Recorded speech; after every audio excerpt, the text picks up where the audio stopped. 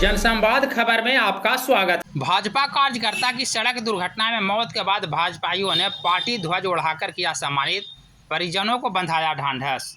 दरअसल मामला मोदनगंज प्रखंड के देवरा गांव का है, जहां भाजपा के समर्पित कार्यकर्ता अशोक शर्मा का सड़क दुर्घटना में रविवार को मौत हो गई थी, जिसके बाद सब गांव पहुंचने पर भाजपाइयों ने पार्टी ध्वज उड़ाकर सम्मानित किया एवं परिजनों को ढांढस बंधाया।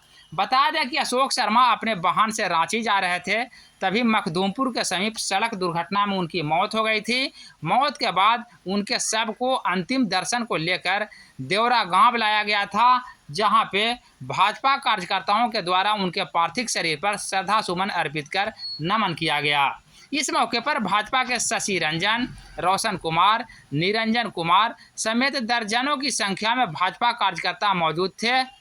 इस अवसर पर पार्टी के मंडल अध्यक्ष निरंजन कुमार ने बताया कि इस दुख के घड़ी में भाजपा कार्यकर्ता अशोक शर्मा के परिजनों के साथ है और हम लोग भगवान से प्रार्थना कर रहे हैं कि इस दुख की घड़ी में उनके परिवारों को साहस